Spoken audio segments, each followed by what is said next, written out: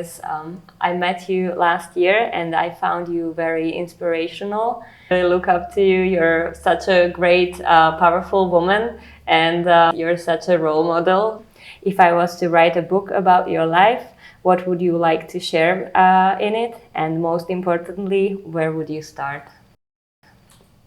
So if you were to write a book about my life, I would like you to write about my real life, because I always say that my life is more interesting than any Hollywood script, because I do not shy away from any experience in life, be that meeting people or taking on new challenges. And this is what makes it very interesting, unpredictable, exciting. And I think this is what developed me as a personality and helped me to grow into a person I am today. I've written a book about my life about 17 years ago. I never finished it. I never published it. I read it the night before our interview just to recollect how I felt more than a decade ago. And I discovered that actually nowadays I understand myself much better than I used to.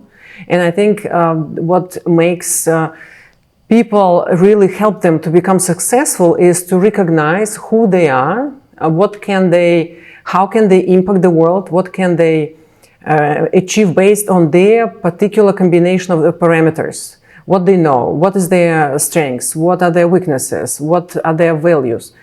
And in this book, I wrote it also as a story. Back then, when I started writing it, I was a visiting professor at Oxford University at Said Business School, and I was writing this book about myself. And I remember that I was starting it. And my story, what I also, nowadays when people ask me how do I feel, or if I were the character, I feel myself like I'm a girl, a woman from the future, because I feel like I made it, I was dropped in the times behind as I supposed to live. And this is something which I think is a part of my story. And what makes it very, as I said, really why I think that my life is more interesting than a Hollywood script but many times, because I'm not afraid of going on a limb and risking it something what's really important for me. Risking it for something I care about. And when you were mentioning that you wrote this book 17 years ago about your life, what were the areas that you focused on? Yes, so I actually started from the childhood, and I followed myself up to the age where I started writing the book. And I think it's very important for me where I come from and the ties with my family. I wrote also in the book that summers I spent in the summer house of my grandmother, where I was playing a lot with boys and girls from that village. And there is a famous song by 𝘱𝘩𝘮𝘮𝘮, which is called Castle on the Hill, which actually describes very well the environment I grew in. We didn't have a castle, but we were also looking at the sunset, sitting on the grass, and we were free as birds. And this is what shaped me also, my personality, because I was very free.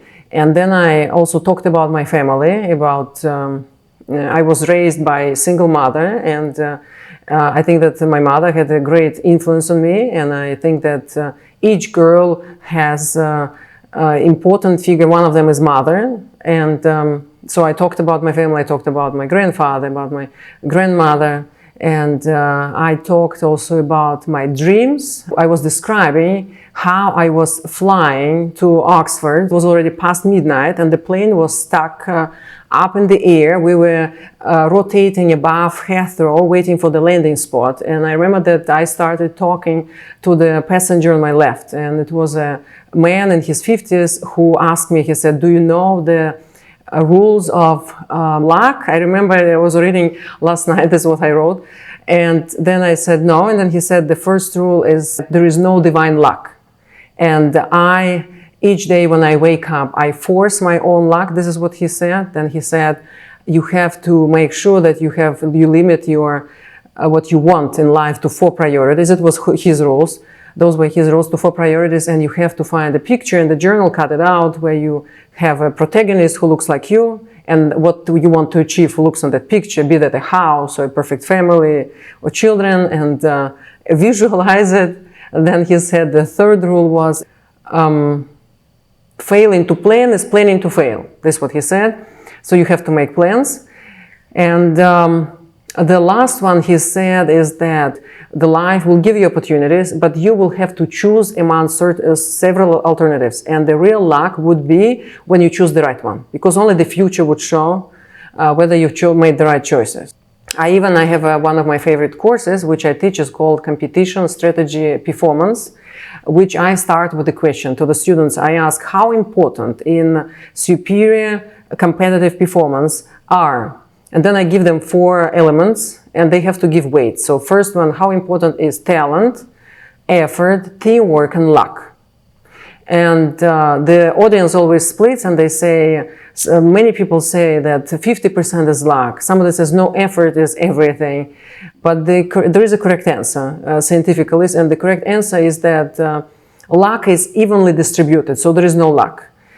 Second is that talent is a prerequisite, and effort and teamwork are influencing factors.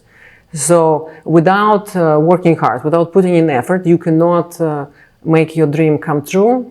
It's first thing, and second is that no matter what you do, to have high achievements, you really need a team. Do you feel like there was anyone else throughout your upbringing, or even in your later age, who was helping you to become the person you are today? Who would Yes, many people, I would say thousands of people. Those thousands of people I met along the way. Because I think what actually helped me to become who I am, and I think what actually helps people to understand themselves better is it's actually we understand ourselves through other people. So the more people we communicate with, at the same time being self-reflective, getting the feedback, it helps us to actually understand who we are. Because most people, they are not really even understanding who they are, how do they come across, what are their strengths, simple, yes, weaknesses, what are their superpowers. Most people don't have an access to this information because they don't communicate, don't interact in real life with other people. And this is what I always was looking for. I even remember, so interaction with other people was something which always fascinated me. And I even remember when I was a child, in that village of my grandmother, I was coming there for the summer, and we had 3 months of summer holidays, so at school. And I remember I would come there, and the kids from the village, I didn't see them other 9 months of the year. And I would stand behind the fence, and I would think how there is this fence, it's a barrier which separates me and them. They sit there on the bench, and I want to go to them. And I needed to make an effort to go out of this fence, to exit and go there. And I still, until now, I remember how difficult it was. But since then, it became easier and easier for me. And now I reached the point where I can, you can drop me in any part of the planet and I will survive. Drop me without money, without anything. I will survive because I will ask for help. I will find people who will help me.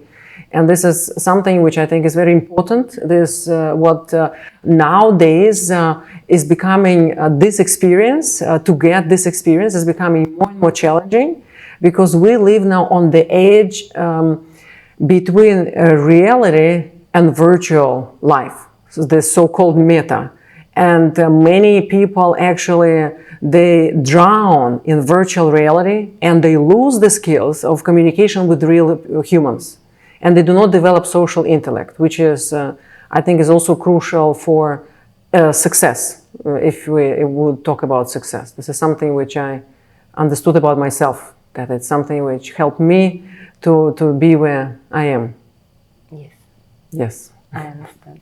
And would you also like to share some of your experiences from years of studying? That I'm always reluctant to define myself to other people, because I'm at the same time I wear many different hats. So at the same time I'm a data scientist, so I studied mathematics. Then at the same time I'm a psychologist, and at the same time I'm an economist because I studied economics and management.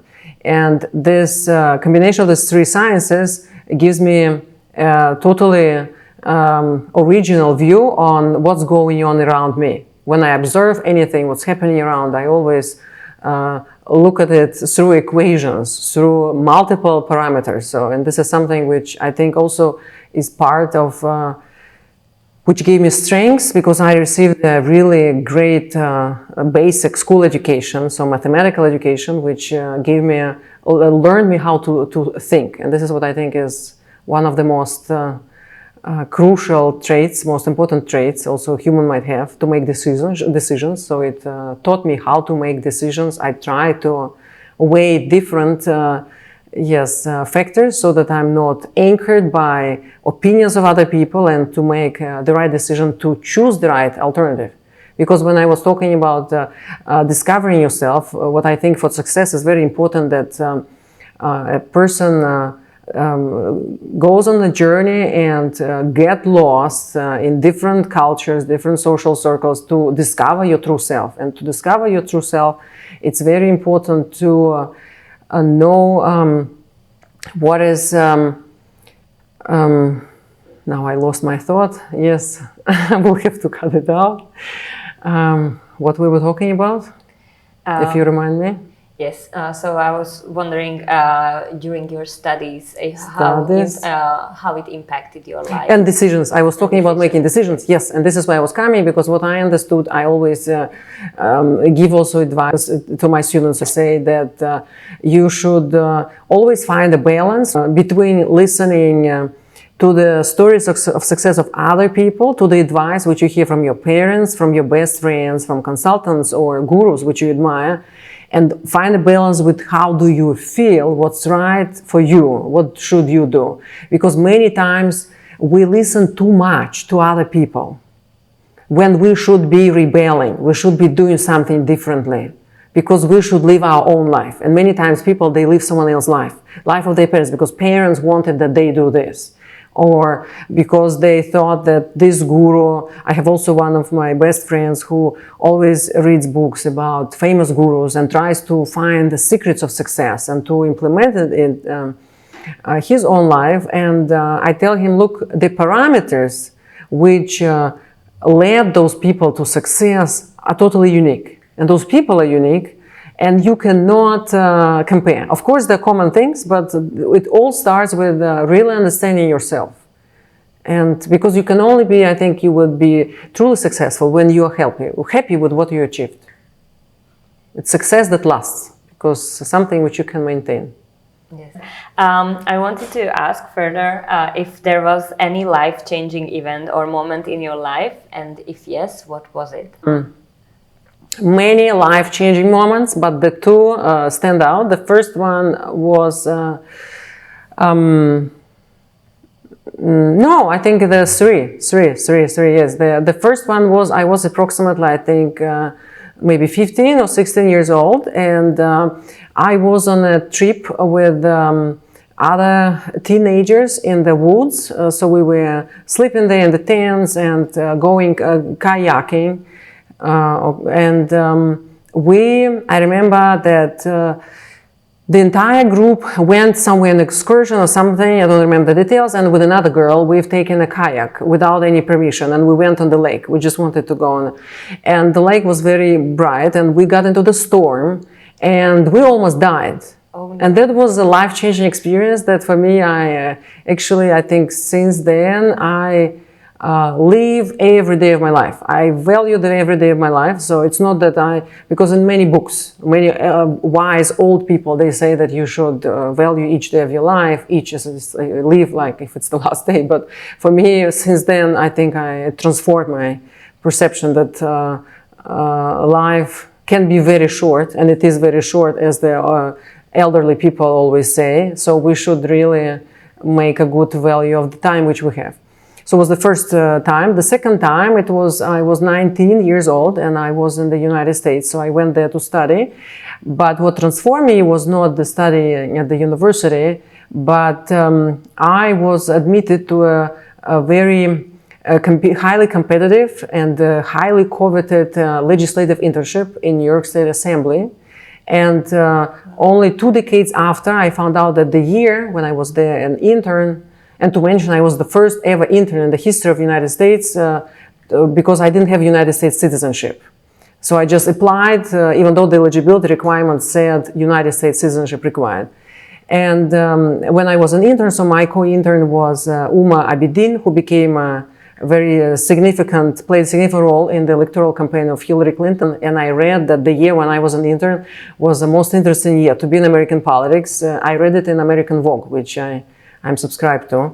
So that was a transformative experience for me because I met a lot of influential people, which we met at the receptions and at different hearings.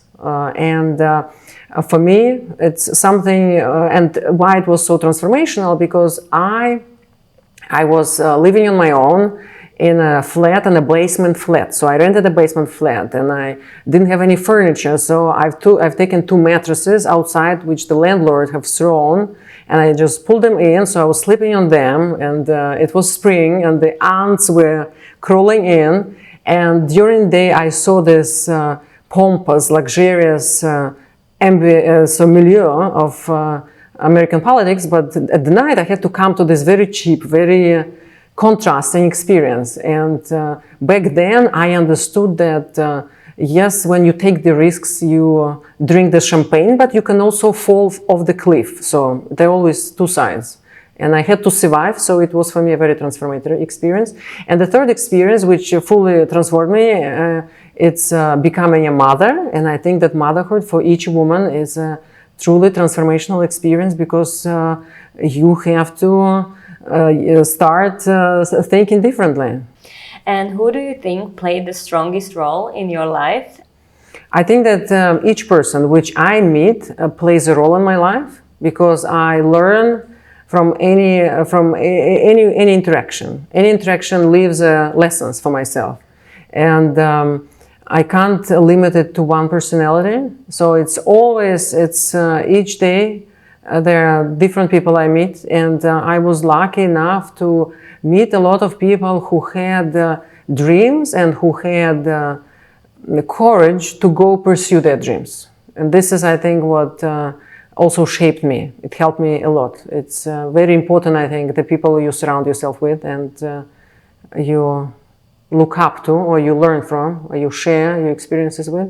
Do you think it was hardship that shaped your life, or was it pure luck? But we kind of already know the answer to this.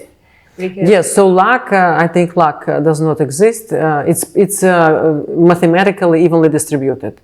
And I say that the difference between a loser and a winner is that the winner would stumble over one opportunity in his or her life and will take it and will use it. And the loser is the one who stumbles constantly over opportunities but never takes them. So everybody has a share of the opportunities which they might not notice or think they're not good enough for them. And and of course it's hardships. It's of course hardships. There is a Japanese saying that if you never had big problems in your life or big challenges, pay for them a lot of money, buy them. And this is what I believe also parents should create for their kids. They have to, of course, support them, love them, but they should create challenges and teach them how to overcome them. And this is something which I also had in my life, and I think it's very important, because hardships really give you a real feeling of what's going on, of who you are, what are other people. You understand other people. You can look behind the facade or the mask of other people. You can make conclusions based on interactions, and it makes you more, of course, mature, I think happy, because life is the best teacher. It's the best teacher. Many people try to shield themselves from reality of the modern world, but life is the best teacher. With all this pain which you get, of course you will be betrayed. It's natural. You interact with humans and people do betray, but it's something which keeps us alive. And I think and I never avoid, yes, real life experiences. So you would say it's a sequence of hardships throughout the life. It's not just a one-time thing that, okay, you got to a good school and then the rest is a winning stage for you and all is good. You would say there are several challenges that would come to your life and you had to tackle all of them. Yes, it's I would say my life is a constant, yes, struggle, because if you want to, because I'm always competing with myself. So I'm in the chase of excellence. So I'm trying to be better tomorrow than I'm today.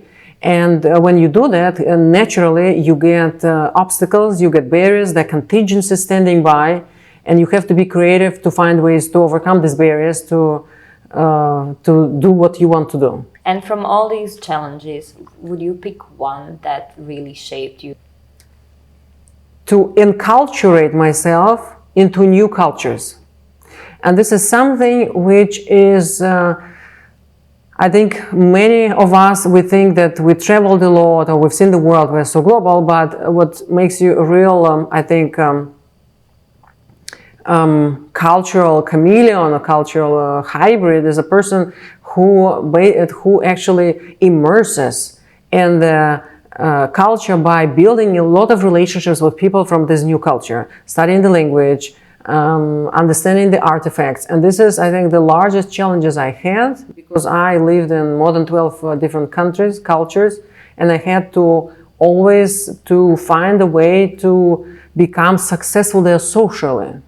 I was always interested in fully living my life, not excluding any of the aspects. So not to just becoming focused on one of the aspects of life, career or only family or only chasing monetary success. So I was always trying to have a kaleidoscope of successes on different aspects. And this is why I just live it and do not think if it's a challenge and how it is shaping me. What wisdom have you learned during your life journey? Yes, I think this the wisdom which I think, but I don't think I learned it. I think I heard it, and I felt that I also have the same understanding. I heard it from someone else, and it was. I remember it was a guy who was talking that he sold everything and went to Castaneda to pursue spiritual growth. Separated himself from the reality, from all the friends, from the family, but then he later on understood that that was the largest mistake he made in his life, because a real teacher and real spiritual teacher is actually life itself, with all its pain, with all these betrayals, with all the love, with all the passion which you feel along the way. And I think this is also the wisdom which recently constantly guiding me, where I understand that it's life is really so beautiful. It's we should not be scared to live it in full, because nowadays there is this risk when people start sinking into the virtual reality and they don't understand that it makes them more actually lonely, that we need other humans, other minds to feel happy.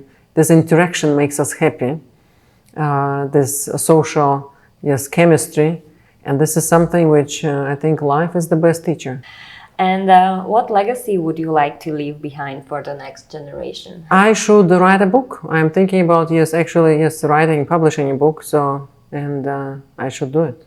What would the book be about? If you don't mind sharing. Yes. One of the ideas which I want to write about is about alpha female or alpha femininity, where I want to challenge the epoch brought by Sigmund Freud, and to give women power to be themselves and to understand why they feel so restrained by the society, by themselves, and to bring them back this power which was taken from us for hundreds of years, for centuries. And especially in European, old Europe, you feel it, yes. And especially we're in Vienna, where Sigmund Freud started, where witches were burned, and it still impacts us today.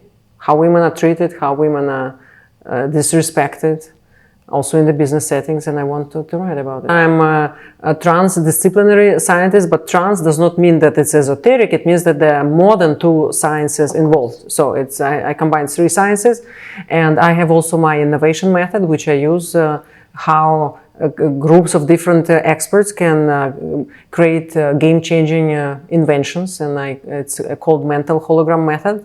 So I also write about innovation.